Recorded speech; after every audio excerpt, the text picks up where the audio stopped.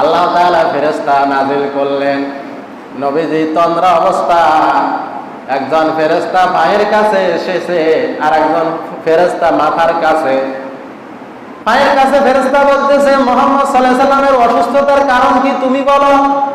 বলল, এটার কারণ হচ্ছে লাবিদ ইবনে আসিফ তার কন্যার সহযোগিতায়, তার মেয়ের সহযোগিতায় মুহাম্মদ সাল্লাল্লাহু আলাইহি ওয়াসাল্লামের জন্য জাদু করেছে, 11টা বান করেছে।